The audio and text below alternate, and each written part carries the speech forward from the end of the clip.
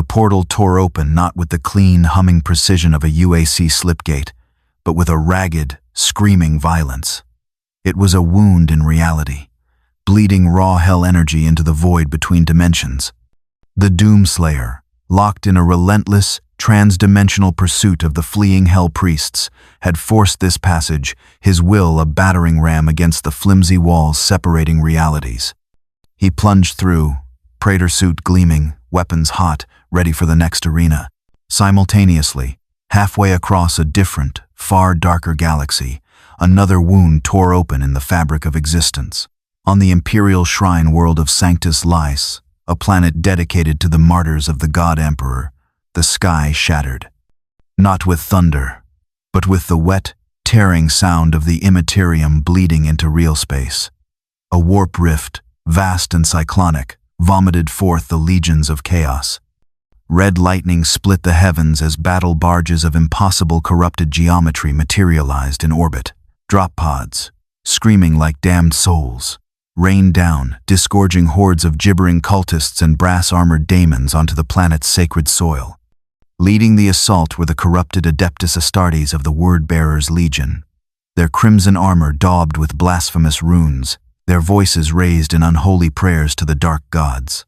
The chaos invasion of Sanctus Lais had begun. 2 unstable portals, 2 breaches in reality. One driven by demonic malice, the other forced by righteous fury. They existed in different universes, separated by an abyss of unimaginable scale. But for a single, infinitesimal moment, the chaotic energies overlapped. The Slayer's forced transit intersected the bleeding edge of the warp rift. Reality fractured. The Slayer felt a sickening lurch, a violent sideways shunt that was utterly unlike the controlled chaos of a slipgate. The familiar red landscape of hell vanished, replaced by a nauseating, kaleidoscopic storm of impossible colors and screaming, disembodied voices. He was thrown, tumbled, torn from his intended path. A meteor of green rage cast adrift in an ocean of pure madness. He crashed, not onto rock or steel, but onto something soft, yielding mud, churned earth, and shattered ferrocrete. The impact was immense, his praetor suit absorbing the kinetic energy with a groan of protesting hydraulics. He landed in the middle of what looked like a blasted cityscape. Gothic spires cracked and burning, statues of winged armored figures toppled and broken. The air was thick with smoke, the scream of distant artillery, and the overwhelming, soul-sickening stench of the warp. He pushed himself up, his shotgun instinctively coming to a ready position. His helmet's HUD flickered, struggling to process the environment. Atmosphere. Toxic. High levels of unknown particulates. Energy signature. Extreme warp contamination detected. Life signs. Multiple, hostile, classification. Demonic? This wasn't the UAC facility he'd been tracking. This wasn't even the familiar architecture of hell he knew. The sky above was a swirling vortex of purple and black, split by veins of angry red lightning. Strange, brutalist metal craft screamed overhead, locked in dogfights with bat-winged creatures of impossible size. He was somewhere else, somewhere worse, somewhere steeped in a different, but equally virulent, kind of damnation. He felt the familiar thrum of evil, the psychic resonance of souls tormented and consumed. But it was different. More complex, more insidious, layered with a strange, fervent faith that felt utterly alien to the mindless hunger of his usual prey. A guttural roar snapped his attention forward. Figures were emerging from the smoke and ruins. They shambled and skittered towards him. Creatures born of nightmare. Some were vaguely humanoid, but clad in brass armor that seemed fused to their reddish, reptilian flesh. They carried jagged swords that wept blood, their eyes burning with a mindless, single-minded hunger for slaughter. Bloodletters. Others were hunched, robed figures, their faces hidden behind hoods, chanting in a guttural, terrifying language as they raised crude autoguns, their eyes glowing with a fanatical, self-destructive zeal. Cornate cultists. The Slayer's internal systems, augmented perhaps by a lingering Vega fragment, struggled to classify them. Hostile entities detected. Biological composition, variable, exhibiting traits of reptilian and human mutation. Energy signature: high levels of Empyrean taint class. Khorne adjacent. Threat level: significant. To the Doomslayer, the classification was far simpler. Demons. His purpose, immutable across realities, was clear: rip and tear. He didn't wait for them to attack. He charged. He was a green thunderbolt, a force of pure kinetic fury slamming into the chaos line. His combat shotgun roared its familiar sermon of death. The first blast, at point-blank range, turned a charging bloodletter into a cloud of red mist and brass shrapnel. The demons and cultists, who had been focused on the desperate, failing defense of the local Imperial Guard, were momentarily stunned by this sudden, solitary assault from an unexpected vector. A giant in strange, green armor, appearing from nowhere, fighting with a fury that made their own bloodlust seem tame. They turned their attention to him, a tide of hate converging on the lone warrior. Auto gunfire erupted, bullets sparking harmlessly off the Praetor suit's argent-infused plating. Bloodletters leaped, their hellblades seeking purchase. The Slayer became a whirlwind of destruction. He switched to the heavy cannon, its rotating barrels spitting a stream of high-velocity shells that tore through cultist ranks. He drew his chainsaw, the familiar, angry roar a counterpoint to the demonic shrieks. He carved through bloodletters, the spinning teeth biting through brass armor and unnatural flesh with equal ease. He was faster than them, stronger than them, his movements augmented by divine rage and powered armor. He vaulted over barricades. He punched through ruined walls. He used glory kills, ripping arms off bloodletters and beating them with the wet end, stomping cultist heads into greasy paste to replenish his armor and his resolve. He was not just fighting. He was purging. He was a force of pure, focused annihilation let loose in their midst. The daemons of Khorne, creatures born of pure, mindless rage, had encountered a rage that was colder, harder, and infinitely more effective. They recoiled, their unnatural courage faltering in the face of such absolute, unrelenting destruction. He cleared the street in less than 5 minutes, leaving behind only twitching body parts, pools of unnatural blood, and the lingering scent of gunpowder and ozone. He stood amidst the carnage, his shotgun held low, his helmet scanning for the next target. He felt no satisfaction. He felt no triumph. This was simply the job. The eternal, unending job. Find demons, kill demons. But a cold, analytical part of his mind, perhaps the Vega fragment, noted the differences.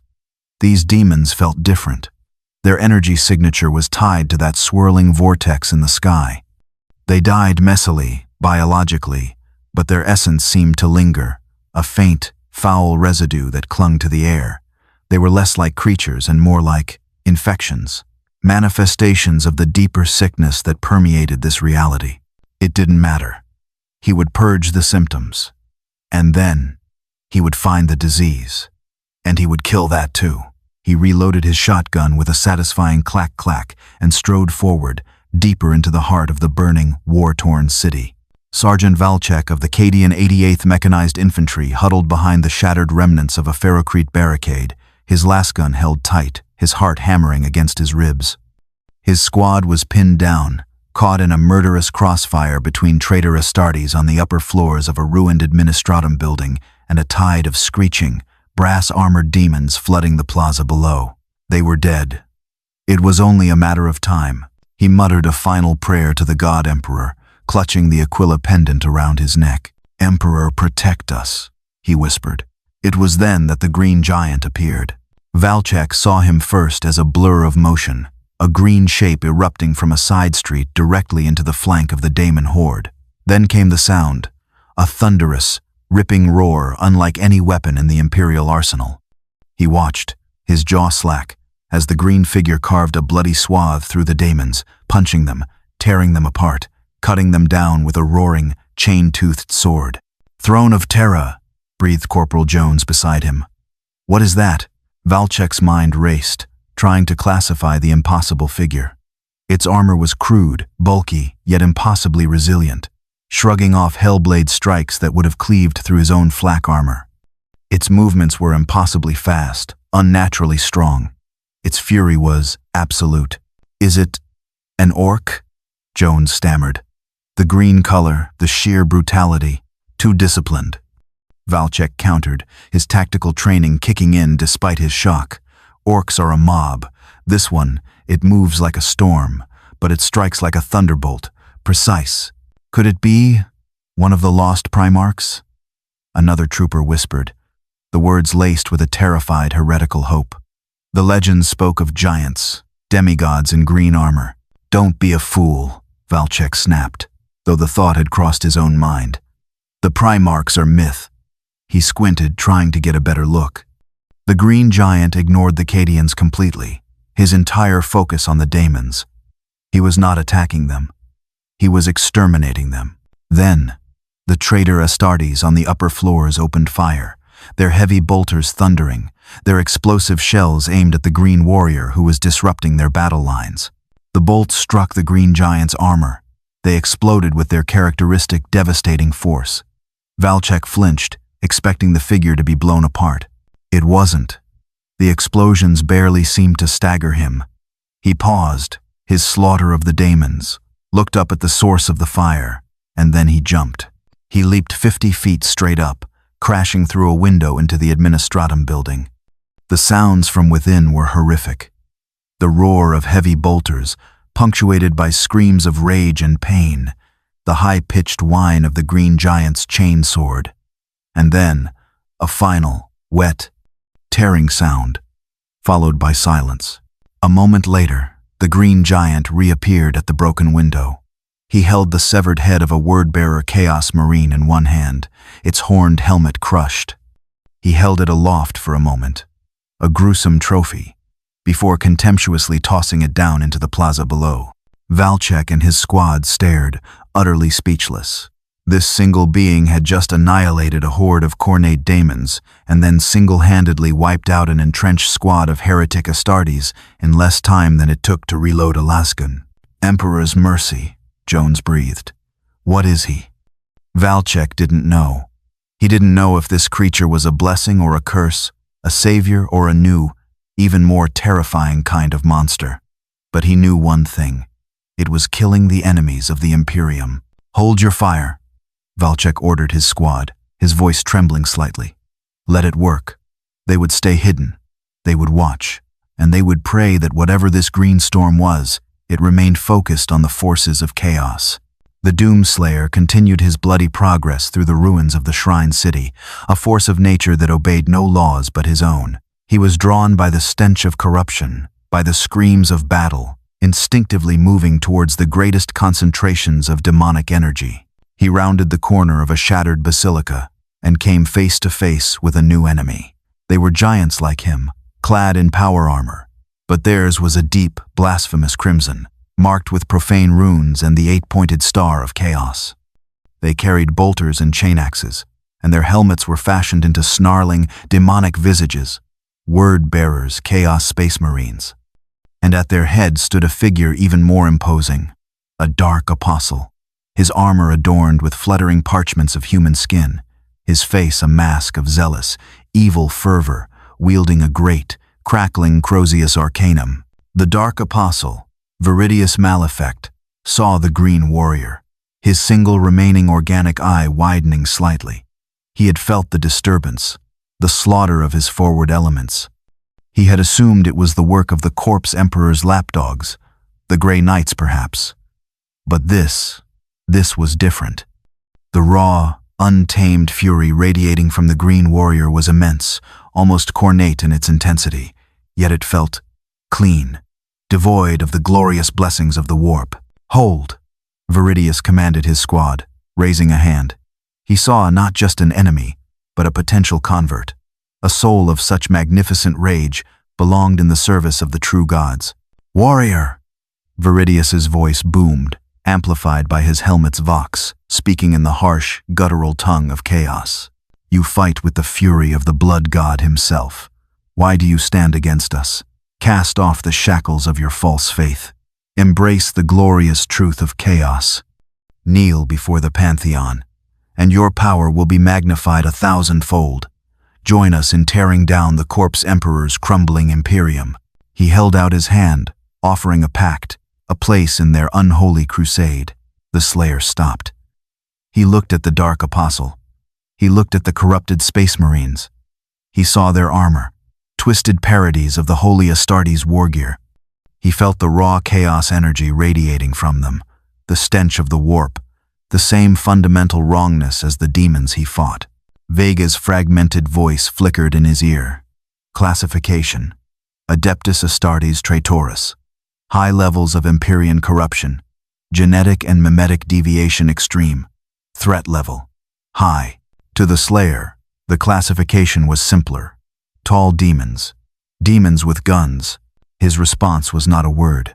It was the twin barrels of his super shotgun rising to meet the Dark Apostle's gaze. Clack, clack. Viridius recoiled, his offer spurned. The sheer, contemptuous silence of the Green Warrior was more insulting than any refusal. "Fool!" he shrieked, his face contorting in rage. "You reject salvation. Then you will die in ignorance. For the dark gods." He lowered his hand, and his squad opened fire. A volley of bolter rounds, each one a miniature missile, screamed towards the Slayer. The Slayer charged into the volley. The explosive shells hammered against his Praetor suit. Sparks flew. Small craters appeared on the argent-infused plating. He staggered slightly under the sheer, concussive force. But the armor held. It was tougher, more resilient than even the blessed ceramite of his foes. He reached their line. The super shotgun roared. The blast, at point-blank range, struck the nearest Chaos Marine in the chest. The corrupted Astartes power armor, which could withstand immense punishment, buckled, cracked, and then ruptured. The warrior within simply ceasing to exist in an explosion of gore and shattered ceramite. The Slayer was a whirlwind of green fury. He used the shotgun's meat hook to latch onto another Marine, pulling himself through the air like a cannonball, his fist smashing through the heretic's helmet. He drew his chainsaw and met a roaring chain axe in a shower of sparks before gutting the wielder. The word-bearers fought back with the strength and skill of genetically engineered demigods, their millennia of warfare making them formidable opponents. But they were fighting a force that did not obey their rules. The Slayer was faster, stronger, and his rage was a pure, focused thing, untainted by the fickle whims of the Chaos Gods. Viridius himself engaged the Slayer, his accursed Crozius crackling with dark energy. The weapon struck the Slayer's armor, discharging a blast of warp lightning that caused the Praetor suit systems to spark and flicker. But the Slayer endured, his own fist lashing out, striking the Dark Apostle's helmet with enough force to send him staggering back, his vision swimming. The battle was short, brutal, and utterly decisive.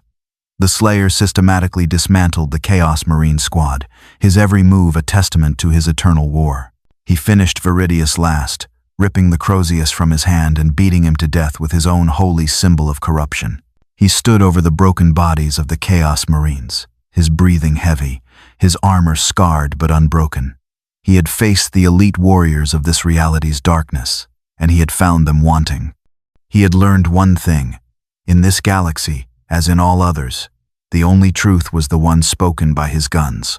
Inquisitor Valerius Kripman arrived on Sanctus Lys aboard the Valkyrie gunship Emperor's Gaze, the turbulence of the atmospheric entry barely registering through the thick plasteel viewport. His face, usually a mask of grim, professional detachment, was etched with a deep, almost existential concern. The reports from this world were bordering on the insane. A full-scale chaos incursion. Expected. The local defenses collapsing. Predictable. But the other reports. The whispers of a giant green warrior, appearing from nowhere, slaughtering daemons and heretic Astartes with equal, impossible fury. That was something new, something deeply, profoundly troubling. Kripman was Ordo Malleus. His entire existence was dedicated to understanding and combating the ultimate threat, the daemon, the warp, the great enemy. He had seen horrors that would break lesser minds. He had faced down greater daemons and walked in the shadow of corrupted primarchs. He thought he had seen it all. The Valkyrie banked hard, its heavy bolters spitting tracers at a flock of screeching chaos furies. Below, the The ruined shrine city spread out, a landscape of fire, smoke, and slaughter. "My Lord Inquisitor," the pilot's voice crackled over the internal vox. "Auspex confirms multiple high-energy contacts. Massive demonic concentrations in the Basilica sector. And one anomaly." "Take us closer to the anomaly," Krippman commanded, his gray eyes narrowed. "Maintain altitude. Cloaking fields engaged. I want visual confirmation." The gunship swooped low, its advanced stealth systems making it a mere shimmer against the warp-torn sky. Through the magnified optical sights, Krippman saw him. He was exactly as the garbled reports had described. A giant, easily 8 feet tall, clad in bizarre, green power armor of an unknown mark. He moved with a speed and ferocity that was breathtaking, wielding a double-barreled shotgun that fired shells of pure, concussive force and a roaring chain weapon that seemed impossibly large. He was currently engaged in the systematic, brutal extermination of a pack of flesh hounds of Khorne, tearing them apart with his bare hands when his weapons needed reloading. Krippman's mind, the mind of an Inquisitor trained to analyze, classify, and judge, struggled to categorize the entity. Physical profile, humanoid. Augmented strength and speed consistent with Astartes levels, possibly higher. War gear. Non-standard. Highly effective against demonic entities. Psychic profile. This was the impossibility. The anomaly, registered as a complete psychic null, a void. He projected no discernible aura, drew no power from the warp, and showed no signs of faith in the Emperor. Yet, his very presence seemed hostile to the immaterium. Daemons recoiled from him. Warp energy seemed to thin around him. He was anathema, but an anathema born of something other than the Emperor's light. Allegiance, unknown. Hostile to chaos forces encountered thus far. No Imperial identifiers. Krippman felt a chill that had nothing to do with the failing atmospheric integrity of the gunship. This was unprecedented. A being of immense anti-chaos power, operating completely outside the sanctioned structures of the Imperium. A weapon, perhaps the ultimate weapon, against the archenemy. But a weapon utterly devoid of the faith, the loyalty, the control that the Imperium demanded. "My lord," his chief interrogator, a stern woman named Severina, asked, her hand resting on her neural whip. "Do we engage? Attempt capture?" Krippman considered it for a moment. His duty dictated that all unsanctioned anomalies, especially ones this powerful, be contained, interrogated, and, if necessary, purged. But the sheer, raw effectiveness of the Green Warrior. No, Krippman decided, his voice cold and calculating. Not yet. Observe. Record everything. Classification. Anomaly Primus. Status. Threat. Asset. Unknown. Maintain surveillance. Let us see the extent of its capabilities and its potential threat to Imperial doctrine. He would let the beast rage. He would let this doom slayer, as the fragmented data streams from its brief engagement with the word-bearers suggested it called itself, expend its fury on the forces of chaos. It was a useful tool, for now, a firebreak against the demonic tide. But Krippman knew, with the certainty of his ordo, that such uncontrolled power, such rage untempered by faith, could not be allowed to exist indefinitely. Eventually, the Imperium would have to deal with Anomaly Primus, and he suspected that confrontation would be just as bloody and perhaps even more dangerous than the war against chaos itself. He settled back in his seat, his mind already formulating a dozen contingency plans. Observation first, then judgment. Always judgment. Deep within the heart of the ravaged Basilica of Saint Asteria, the veil between realities was at its thinnest. Here, the word-bearers had performed their profane rituals, sacrificing thousands of Imperial citizens to carve open the primary warp rift. It was a festering wound in the materium, and from it, the raw stuff of chaos bled into the world. A squad of Grey Knight Terminators materialized in a flash of silver light and psychic thunder. They were 5 giants in sacred Aegis armor, their nemesis force halberds humming with power, their minds already shielded against the overwhelming psychic pollution of the area. They were led by Brother Captain Matthias, a veteran of centuries of war against the daemon. His face, visible beneath his helmet's targeting reticle, a mask of cold, righteous fury. Their mission was simple: close the rift, purge the daemons guarding it, sanctify the ground. They advanced into the basilica's desecrated nave. The scene was one of apocalyptic carnage. The floor was slick with blood and gore. Bodies lay in heaps, both cultist and imperial guard.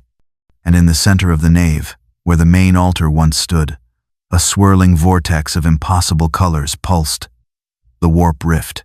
Guarding it was a host of Khorne's chosen, a score of bloodletters, their brass armor gleaming, their hellblades dripping ichor. 3 hulking blood crushers, monstrous demonic cavalry mounted on juggernauts of brass and rage. And at their head, standing defiantly before the portal, was a herald of Khorne, a greater daemon wielding a massive axe of Khorne that crackled with murderous energy. Daemons, Matthias's voice boomed through the vox. For the Emperor and for Titan, purge the unclean. The 5 Grey Knights charged, a wedge of silver and faith against a tide of red and brass. The battle began, a clash of holy steel against demonic fury. The Grey Knights fought with perfect, synchronized precision, their halberds weaving patterns of light, their storm bolters spitting explosive death. Each Grey Knight was a fortress, their psychic powers forming shimmering shields, their blades striking not just flesh, but the very essence of the daemons. They were winning. But the Herald of Khorne was a formidable foe, its axe carving chunks from their blessed armor, its sheer cornate fury overwhelming. It was into this swirling melee that the Doomslayer arrived. He burst through a collapsing side wall, having followed the concentration of demonic energy to its source. He saw the portal. He saw the big demons. He saw the silver giants fighting them. His tactical assessment was instantaneous. Portal equals bad. Big demons equals priority targets. Silver giants equals unknown. Currently engaging priority targets. Temporarily irrelevant. He charged. He did not coordinate. He did not communicate. He simply joined the fray, a force of pure, untamed destruction. He ignored the lesser bloodletters and went straight for the blood crushers. He met the charge of the first juggernaut head-on, his immense strength stopping the brass beast in its tracks. He drove his doomblade deep into its skull, then used its dying body as a springboard to launch himself at the second, his chainsaw roaring. The Grey Knights paused in their perfect, synchronized combat, momentarily stunned by the sheer, brutal efficiency of the newcomer. He moved like a berserker, yes, but a berserker with the strength of a dreadnought and the speed of a lightning bolt. And his effect on the daemons, he tore the Herald of Khorne apart. While Matthias and his squad were engaged in a careful, tactical duel with the greater daemon, parrying its blows, looking for an opening, the Slayer simply charged it, absorbed a blow from the axe of Khorne on his shoulder. Pauldron, the impact staggering him, but not stopping him, and then proceeded to physically rip the Herald's arms from their sockets with his bare hands before stomping its head into paste. Brother Captain Matthias stared, his disciplined mind reeling. He had spent centuries learning the precise rituals, the psychic weaknesses, the litanies required to truly banish a greater daemon. This green berserker had just punched it to death. He felt the Herald's essence dissipate. Yes, but it wasn't the clean, sanctified dissolution caused by a nemesis weapon. It was a raw, violent tearing, leaving behind a residue of pure, undiluted rage. "Brother Captain?" one of his Justicars asked, his voice laced with confusion. What is that?" Matthias didn't know. He saw a warrior of impossible power, whose hatred for the daemon was as absolute as his own, but his methods were barbaric. His presence felt empty, devoid of faith, devoid of the Emperor's light. He was a weapon, perhaps, but a weapon without a soul, a dangerous, unpredictable, and potentially heretical thing. The last of the daemons were falling. The green warrior stood amidst the carnage, reloading his shotgun, his helmet turning slowly, scanning the area. His gaze fell upon the 5 Grey Knights. The air in the desecrated basilica crackled with a new, strange tension. The daemons were gone, reduced to ash and gore by the combined, if uncoordinated, efforts of the Grey Knights and the Doomslayer. Now, The two forces of good faced each other across the blood-soaked nave, the swirling, chaotic vortex of the warp rift pulsing behind them like a diseased heart. Brother Captain Matthias stood his ground, his nemesis force halberd held ready, its silver blade humming with contained psychic power. His four surviving battle brothers formed a silent, silver line beside him.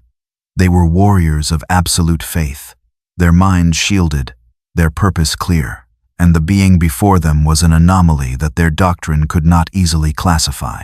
The Doomslayer regarded the silver giants. They were tall, heavily armored, powerful. They fought demons, but they were slow. They talked too much. They postured. They were obstacles. He felt a faint, cold touch against his mind, a whisper trying to penetrate his helmet. Matthias was attempting psychic communication, the universal language of the Imperium's elite. Identify yourself in the name of the God Emperor of mankind, warrior. By what authority do you wage this war? The Slayer felt the psychic touch as a hostile intrusion. He did not understand the words, only the intent. It felt like the whispers of the Hell Priests, like the manipulations of Hayden. He reacted as he always did to psychic interference, with aggression. He didn't reply. He simply took a step forward and shoved Matthias. The push was not a casual gesture. It was backed by the Slayer's immense, argent-fueled strength. Matthias, caught off guard, his psychic probe disrupted, stumbled back several steps, his massive Terminator armor scraping against the stone floor. It was the first time in his centuries of service that any being had laid hands on him with such contemptuous physical force. The Grey Knights instantly raised their weapons, storm bolters leveling, halberds igniting. The Slayer responded by raising his chainsaw, revving the engine with a defiant, angry roar. The standoff was absolute. Faith versus fury. Holy order versus primal rage. The air crackled with the potential energy of a battle that could shatter the very foundations of the Basilica. But before the first blow could be struck, the warp rift behind them pulsed violently. A new wave of daemons, drawn by the psychic turmoil and the lingering scent of slaughter, began to pour forth. Screamers of Tzeentch, iridescent and shrieking, swooped from the portal. Plague-bearers of Nurgle, bloated and oozing, shambled forth. The immediate, overwhelming threat of the archenemy took precedence. Matthias gave a curt, almost imperceptible nod to his squad. They turned, forming a disciplined firing line, their storm bolters spitting sanctified death into the new wave of daemons. The Slayer, without a word, turned his own fury back towards the portal. His purpose was singular. Close the gate, kill the demons. The conflict between the two champions was not resolved. It was merely postponed, drowned out by the screams of a new battle. But the tension remained. A cold, hard knot of mistrust and fundamentally opposed ideologies. They were fighting the same enemy, but they were not, and could never truly be, on the same side. High above Sanctus Lys, aboard the orbiting word-bearer's battle barge Lectitio Divinitatis, Chaos Lord Cor Phaeron, lieutenant to the Daemon Primarch Lorgar himself, watched the unfolding battle on the strategium display with a mixture of fury and intrigue. The reports from the surface were becoming increasingly bizarre, almost unbelievable. The initial invasion had proceeded flawlessly. The Imperial defenses were crumbling. The daemonic vanguard was sowing terror and reaping a glorious harvest of skulls and souls. But then, the anomaly had appeared. He watched the picked feeds, relayed from corrupted servo skulls and the helmet cams of his dying warriors. He saw the giant in green armor. He saw him slaughter bloodletters with contemptuous ease. He saw him shrug off bolter fire that should have torn him apart. He saw him single-handedly purge the Dark Apostle Viridius and his chosen retinue. This was no mere mortal. This was no standard Imperial operative. Cor Phaeron leaned closer, his own corrupted face a mask of calculation. The creature fought with the fury of a cornate berserker, yet it radiated no allegiance to the blood god. Its armor was of an unknown mark, seemingly impervious to standard weaponry. It fought alone, utterly silent, a force of pure, focused destruction. Was it a weapon? A creation of the Corpse Emperor's hidden laboratories? Or something else? Something older? The reports from Viridius before his demise had been laced with a strange, almost fearful respect. He called the being the Green Berserker, a force of nature that simply was. This could not be allowed. This anomaly was disrupting the sacred work of chaos. It was stealing glory from the true gods. It was an insult, but it was also an opportunity. Such power, such rage, such purity of purpose, even if misguided. If this being could be captured, if its will could be broken, if it could be offered up to the pantheon, what a magnificent champion of chaos it would make. Khorne would delight in its endless slaughter. Nurgle could bless its resilience. Tzeentch could unravel the mysteries of its origin. Slaanesh could explore its capacity for rage and, perhaps, hidden pain. Khor Pharaon made his decision. This was no longer a task for lesser commanders. He would dispatch his own elite. Warriors whose faith in chaos was absolute, whose bodies were blessed with the gifts of the warp. He gave the command, a squad of possessed Chaos Space Marines, their bodies warped into monstrous fusions of flesh, metal, and daemon. Their minds a screaming chorus of conflicting entities, were dispatched via drop pod. Their orders, hunt down the Green Berserker, incapacitate it, bring it back alive. And as a backup, a contingency, he unleashed the hounds. A full company of Khorne berserkers, their chain axes already dripping with the blood of Imperial Guardsmen, were given a new target. Find the Green Warrior. Take his skull. Khorne cared not from whence the blood flowed, only that it flowed. The might of chaos was now focusing on the lone figure who dared to defy its gods. The Slayer's rampage had just attracted the attention of the true predators of this dark galaxy. The Slayer felt the change in the tide of battle. The mindless, chaotic assaults of the lesser demons and cultists were replaced by something more focused, more powerful, and infinitely more hateful. The drop pods slammed into the ruined cityscape around him like iron fists, disgorging their passengers. They were abominations. Chaos Space Marines. Yes, but their armor was twisted, warped, fused with pulsating, organic flesh. Horns grew from their helmets, tentacles writhed from their backpacks. Their eyes burned with the multi-hued fires of the warp. Possessed, they moved with an unnatural speed and strength, their corrupted bodies defying normal physics. They attacked not just with bolters and chainswords, but with claws, fangs, and bolts of pure warp energy. The Slayer met their charge. It was a true test. Their mutated hides were incredibly resilient, shrugging off shotgun blasts that would have killed a normal Marine. Their warp-fueled strength matched his own. Their chaotic, unpredictable movements made them difficult targets. He fought like a cornered animal, his full arsenal unleashed. The plasma rifle melted through corrupted ceramite. The chaingun chewed through mutated flesh. The BFG, he fired it into the center of the possessed squad. The green orb of energy detonated, and for a moment, reality itself seemed to tear. The possessed shrieked as their connection to the warp was momentarily disrupted, their forms flickering, vulnerable. He used the opening, his chainsaw and doomblade carving through them before they could recover. He purged the possessed, but he was wounded, his armor scarred, his argent energy reserves depleted, and the assault was not over. From the smoke and ruins, a new wave appeared. They were clad in armor of brass and blood red, their helmets fashioned into snarling, canine visages. They wielded massive, roaring chain axes, and their only war cry was a continuous, blood-curdling bellow of blood for the blood god, skulls for the skull throne. Khorne berserkers. They were fury incarnate. They felt no pain. They knew no fear. Their only purpose was to kill, to maim, to shed blood in the name of their god. They charged him as one, a wave of pure, absolute, and utterly mindless aggression. This was a battle the Slayer understood. This was rage against rage. He met their charge, his own fury rising to meet theirs. It was a mosh pit of apocalyptic violence. Chinaxes screamed against his praetor suit. His shotgun roared, blowing berserkers apart. He used his fists, his doomblade, his chainsaw. He was a green whirlwind of death in a sea of red. He was faster than them, more skilled. But they were relentless. They did not stop.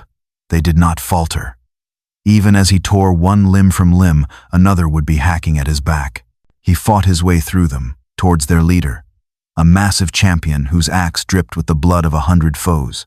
The two berserkers met in a clash that shook the ruined street. Axe met fist, chainsaw met axe. It was a brutal, ugly, and utterly glorious brawl. The Slayer prevailed. He ripped the champion's axe from his hands and decapitated him with it.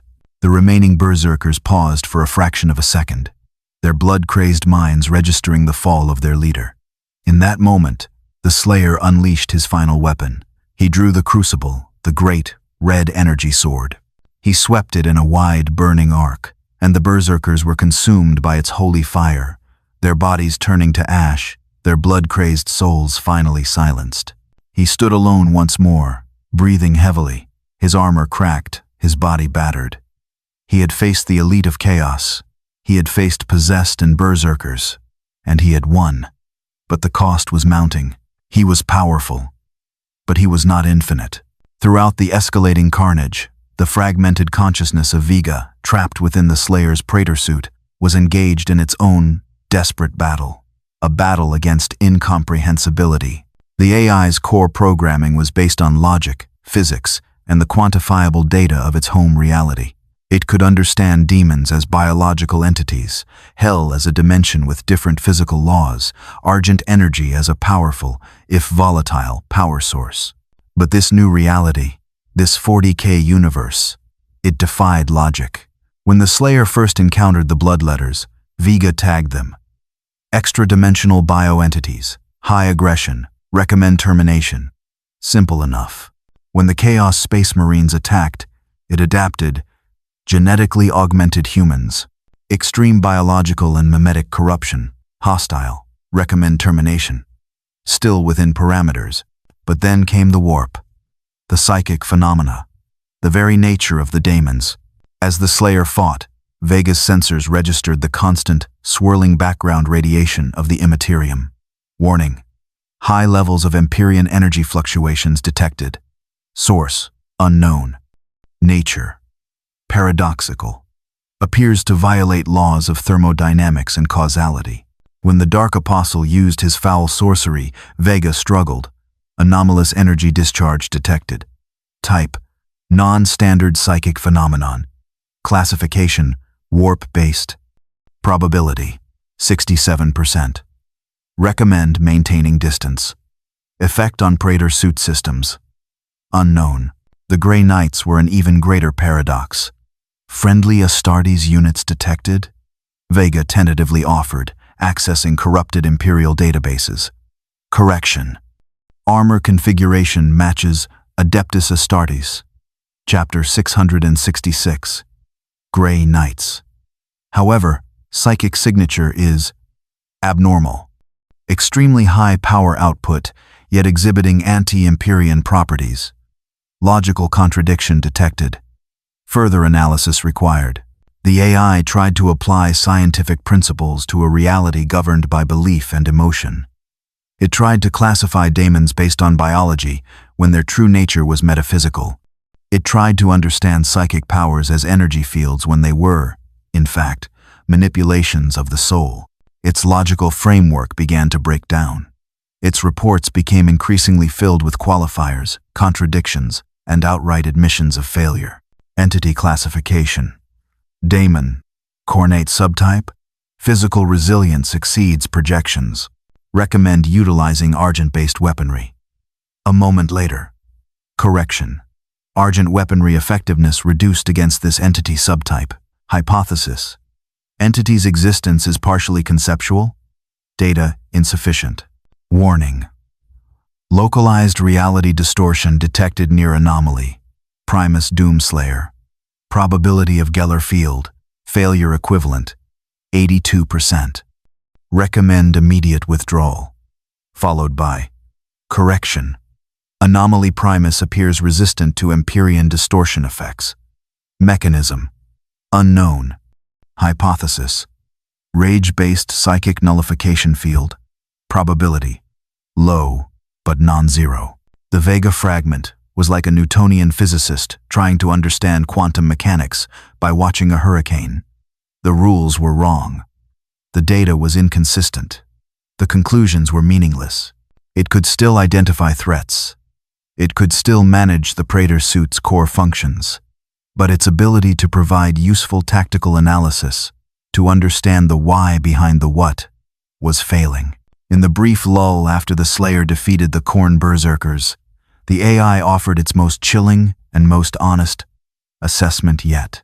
Environment analysis, reality integrity compromised. Metaphysical contaminants detected at lethal levels. Multiple hostile factions operating under paradoxical belief systems. Long-term survival probability, decreasing. A pause. Addendum. Recommend finding more ammunition. In a galaxy governed by faith and madness, pure logic was simply another casualty. Inquisitor Kryptman watched the unfolding chaos from the relative safety of his orbiting Valkyrie, his face illuminated by the flickering holo display showing multiple pict feeds from the surface. He saw the Green Warrior, Anomaly Primus, single-handedly annihilate the possessed squad. He saw him locked in a brutal, swirling melee with the Khorne Berserkers. He saw the sheer, unbelievable level of destruction being unleashed. He also saw the reports from the wider conflict. The Chaos Forces, deprived of their elite units who had been diverted to deal with the Slayer, were beginning to falter against the regrouped Imperial defenders, now bolstered by the arrival of Matthias's Grey Knights at the main front. A cold, pragmatic calculation formed in Kryptman's mind. Anomaly Primus was a weapon, a terrifyingly effective, utterly uncontrollable, and potentially heretical weapon, but a weapon nonetheless. And it was currently aimed directly at the heart of the archenemy. To interfere now would be foolish. To attempt capture, as he had initially considered, would likely result in the destruction of his own forces and potentially drive the anomaly into direct conflict with the Imperium. To engage it alongside the Chaos Forces would be madness. The logical, if ruthless, solution was clear. All Imperial forces, Kryptman broadcast on a secure, multi-spectrum frequency that reached the Cadian command posts and the Grey Knight strike leader. This is Inquisitor Kryptman, Ordo Malleus. You are to disengage immediately from any contact with the entity designated Anomaly Primus, the Green Armored Warrior. Repeat, disengage. Do not fire upon it. Do not approach it. Allow it free passage. A chorus of confused and protesting replies came back. My Lord Inquisitor, the Cadian colonel stammered. That thing, it is slaughtering everything. Is it truly an ally? Inquisitor, Brother Captain Matthias's voice, cold and laced with suspicion, cut through. This entity is unsanctioned. Its rage is unclean. It fights without faith. It is my sacred duty to assess its potential taint and, if necessary, purge it. Your duty, Brother Captain, Kryptman replied, his voice leaving no room for argument, is to obey the orders of the Holy Ordos of the Inquisition. Anomaly Primus is currently serving the Emperor's purpose by expending itself against the archenemy. Its final disposition will be determined after the primary chaos threat has been neutralized. Until then, it is to be considered a temporary, non-aligned asset. He cut the channel, ignoring their further protests. He knew the risks. He knew the potential heresy of allowing such an entity to operate unchecked. But the immediate threat was the chaos incursion, the open warp rift, the potential loss of an entire shrine world. He would use the Slayer. He would let this force of nature burn itself out against the legions of chaos. He would let the two storms collide and weaken each other. And then, when the battle was over, he, representing the cold, calculating order of the Imperium, would step in and deal with whatever remained. It was a dangerous gamble, a potentially damning one, but Kryptman was an inquisitor. His soul was already stained with 1,000 necessary evils.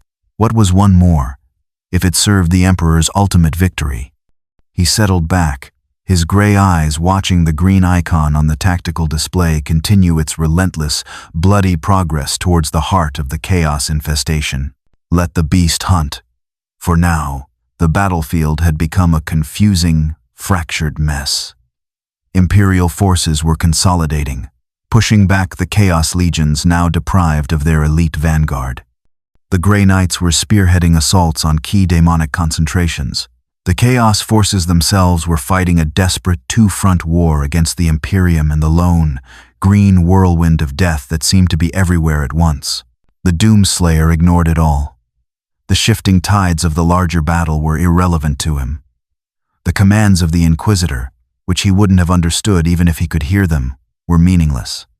He had only one purpose, one instinct, one driving imperative that superseded all else. Find the source. Close the gate.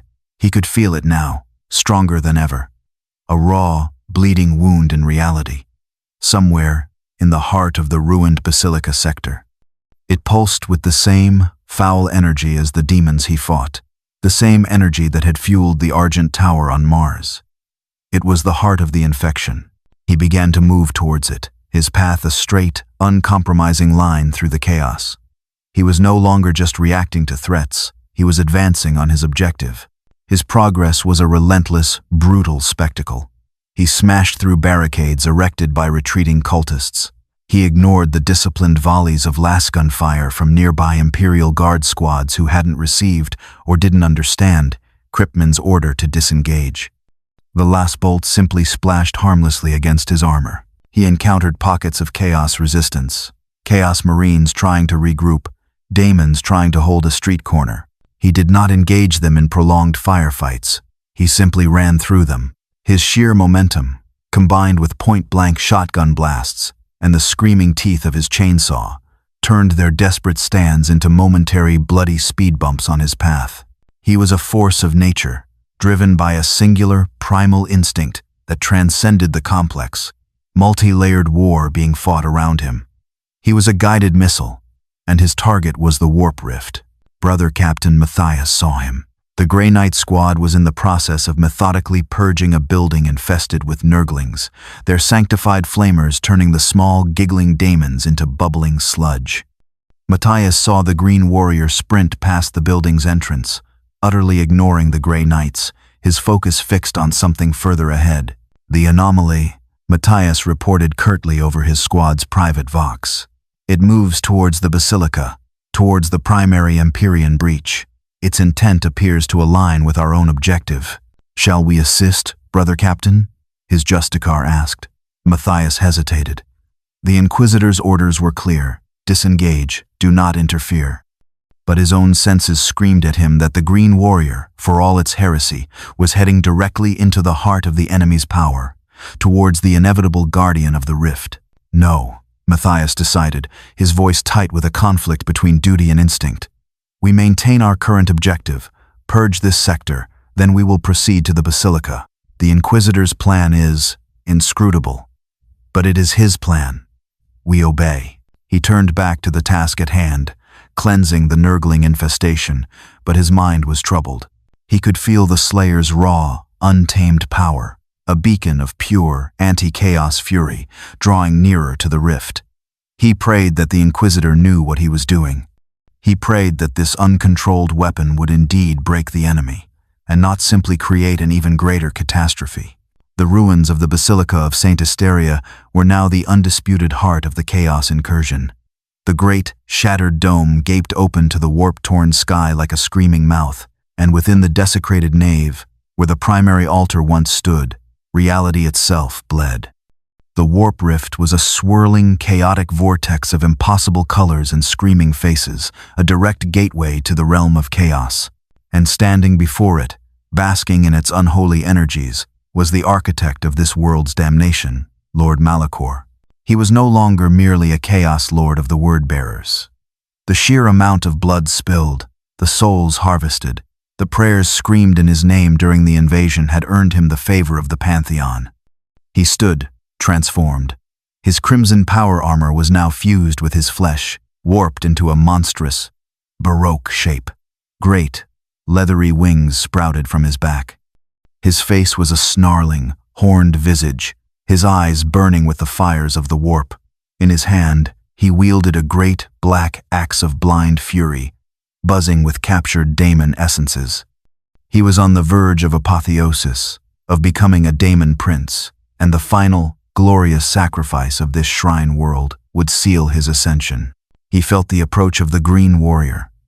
He felt the ripple of fear among the elite Chaos Terminators and greater daemons that formed his honor guard. He turned, his newly mutated face splitting into a terrifying grin. "So," his voice echoed, "no longer human, but a chorus of demonic whispers and booming commands. The green berserker comes, the whelp who has disrupted my glorious work.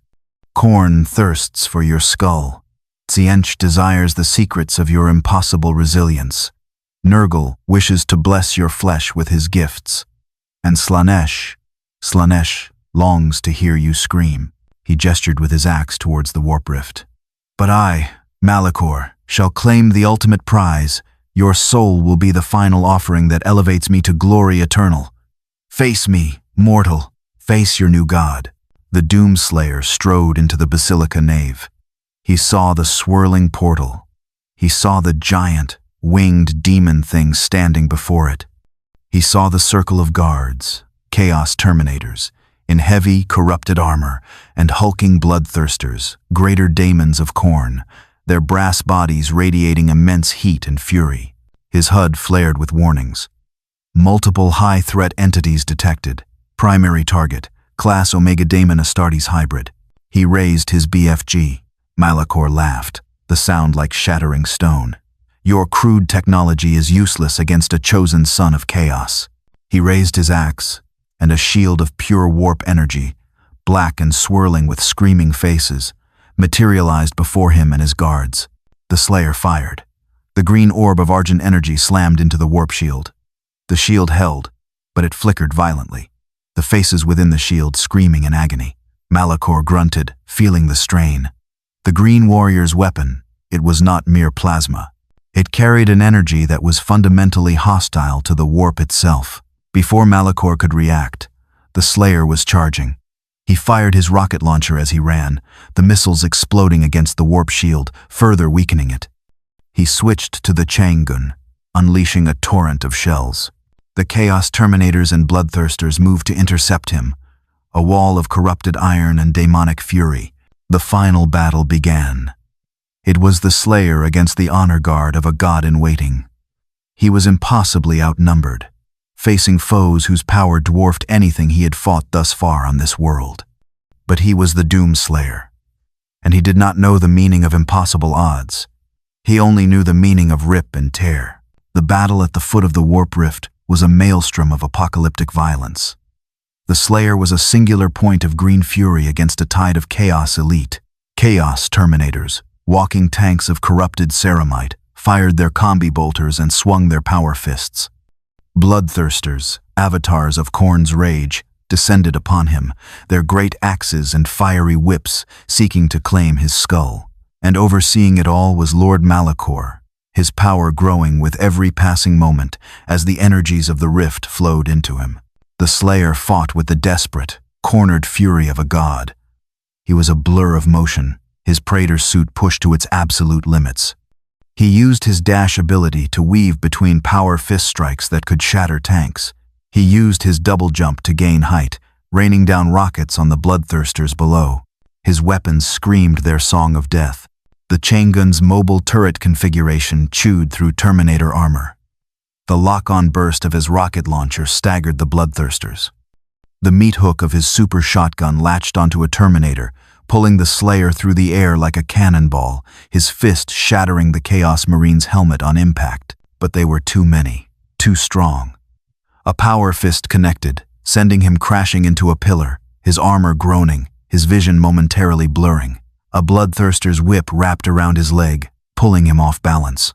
He fought back with pure, unadulterated rage. He tore the whip from his leg, pulled the greater daemon towards him, and emptied his shotgun into its snarling face. He used a fallen Terminator's power fist as a club, smashing another Chaos Marine into paste. But he was being overwhelmed. His armor was cracked. His Argent energy reserves were critically low. He was taking damage faster than he could heal through glory kills. Malachor watched, his lips curled in a triumphant sneer. The mortal was strong, so strong, but ultimately finite.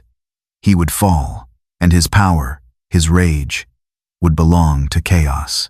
It was then that the Slayer, driven to the absolute brink, remembered his final weapon, the tool he reserved for moments of ultimate desperation, the Unmaker. He activated the ancient Sentinel artifact. The weapon unfolded in his hands, its alien mechanisms humming with a power that was neither human nor demonic.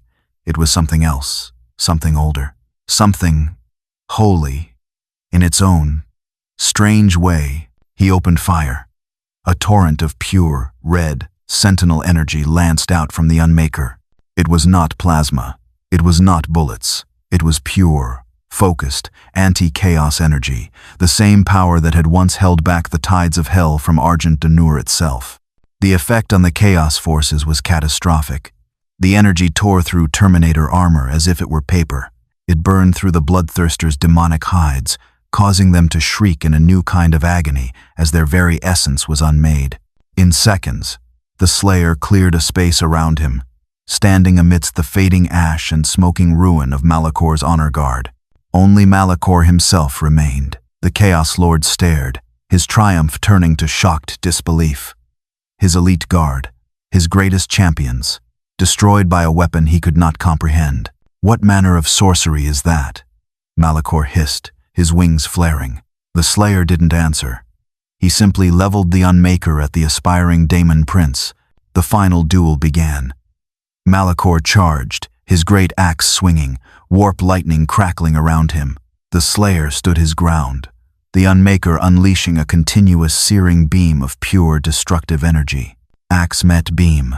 The impact was an explosion of conflicting realities. The chaotic, mutating power of the warp clashed against the pure, ordered, destructive energy of the Sentinels. Malakor screamed as the Unmaker's beam began to eat through his corrupted armor, through his mutated flesh, striking at the demonic essence within. He was being unmade, his apotheosis denied, his power unraveling. With a final, desperate roar, he lunged forward, trying to reach the Slayer, to tear him apart with his bare hands. He never made it. The Unmaker's beam intensified, and Lord Malakor, the chosen of the Word-bearers, the aspiring Prince of Chaos, was utterly, completely, and irrevocably annihilated, his existence erased from all realities. The Slayer stood victorious, the Unmaker humming in his hands. He had done it. He had purged the Guardian. Now, only the gate remained. With Lord Malakor reduced to less than a memory, the Basilica nave fell into an eerie, unnatural silence. The only sounds were the crackling of fires, the low hum of the Slayer's Praetor suit, and the hungry, tearing sound of the warp rift itself. It pulsed like a diseased heart, a raw wound in reality, spitting out tendrils of raw chaos energy and fragmented, half-formed demonic shapes.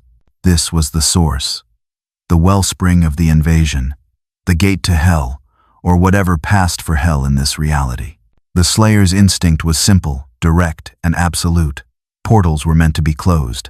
Violently, he raised his most powerful weapon, the one designed for wide-area reality disruption, the BFG 9000.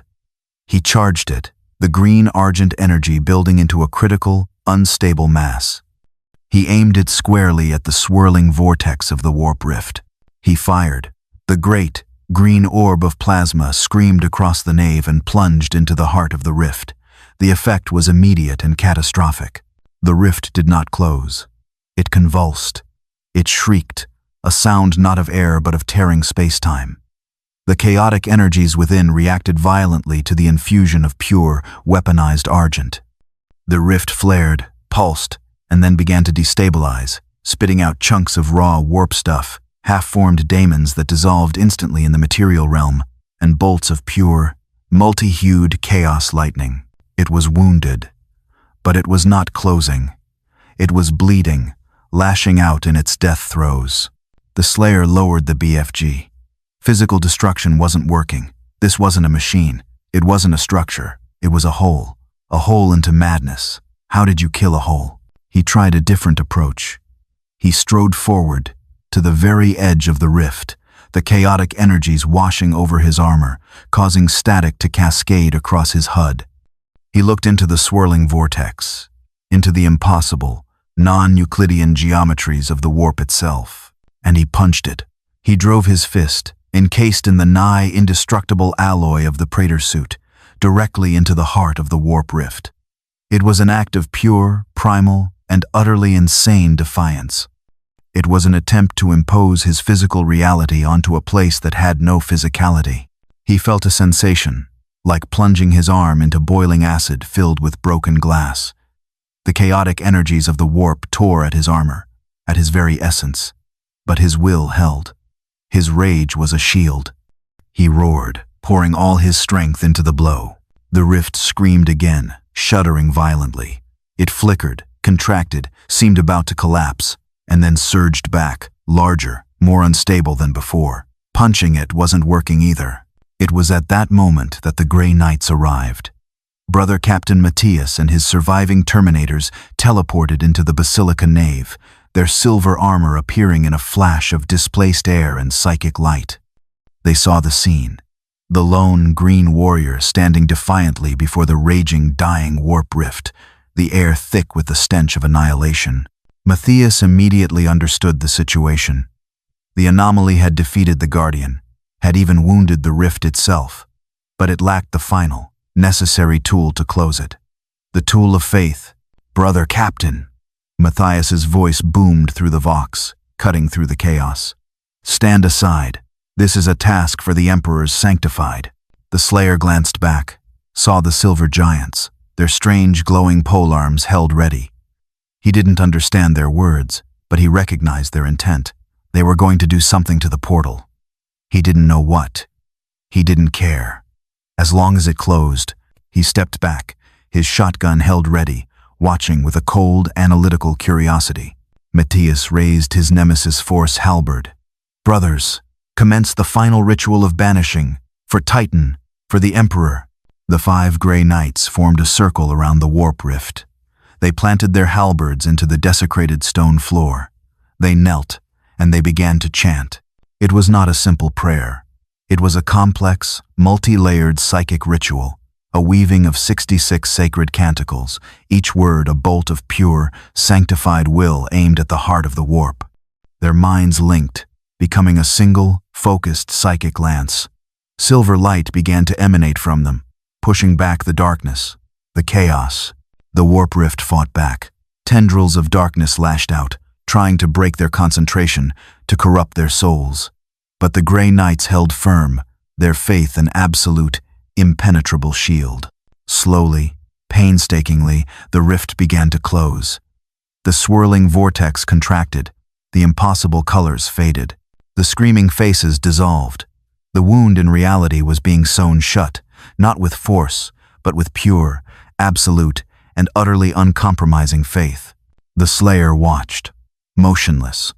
He saw a power he did not possess, a power born not of rage or strength, but of belief, a power that could heal the very fabric of existence. It was alien to him, but it was effective. The final syllable of the ritual of banishing echoed in the vast, silent basilica. The warp rift was gone. Where the swirling vortex had been, there was now only scorched stone and the lingering scent of ozone and incense. The tear in reality was sealed, cauterized by the Grey Knights' collective, psychic will. The chaos invasion of Sanctus Lys was broken. The immediate threat was purged. Brother Captain Matthias rose slowly, his movements stiff with exhaustion. The ritual had taken a heavy toll on him and his men. He looked across the nave at the Green Warrior, who still stood silently, his shotgun held at a low ready. The moment of shared purpose was over. The fundamental conflict between their two natures returned. Matthias saw an unsanctioned, faithless anomaly, a being of immense power that needed to be accounted for. The Slayer saw a potential obstacle, a slow, talkative knight who was no longer useful. Before Matthias could speak, another figure strode into the basilica. It was Inquisitor Kripman, flanked by a squad of heavily armed Tempestus scions, their hellguns trained on the Slayer. Kripman's face was a mask of cold, calculating curiosity. Anomaly Primus. Kripman's voice was calm, authoritative. You have proven surprisingly effective against the archenemy. Your methods are crude, your nature suspect, but your results are undeniable. By the authority of the Holy Ordos of the Inquisition, you will surrender your arms and submit to examination. The Slayer looked from the Silver Knights to the black-clad Inquisitor and his soldiers. He felt their suspicion, their fear, their desire to control him. He saw the guns aimed at him. He understood. The battle was over, but the war was not. These people, these servants of a distant, silent emperor, were not his allies. They were his potential jailers. He had no interest in being examined. He had no interest in their authority. His mission was simple: find demons, kill demons. He could feel it, even with the main rift closed. The taint, it lingered. This world, this galaxy, was still infected. His work here was not done. He ignored Kripman's demand. He ignored the leveled hellguns. He ignored the wary, watchful stance of the Grey Knights. He simply turned his back on them all. "Hold," Kripman commanded, his voice sharp. "Fire on my command." The Slayer kept walking. He strode towards the shattered entrance of the basilica, his heavy boots crunching on the debris. He did not run. He did not hurry. He simply walked away, a silent, contemptuous dismissal of their authority, their power, their very existence. Kripman hesitated. To fire on the being now, after it had effectively saved the planet, would be problematic and potentially suicidal for his men. Matthias, too, held his fire, his own rigid code perhaps preventing him from shooting a warrior in the back, even a potentially heretical one. The Doom Slayer walked out of the basilica and into the gray, ash-choked dawn of Sanctus Lyce. He looked up at the warp-scarred sky. He could feel the lingering taint, the distant echoes of other battles, other incursions, across this vast, new, and utterly damned galaxy. He hefted his shotgun. His silent one-man crusade against the horrors of the 41st millennium had just begun.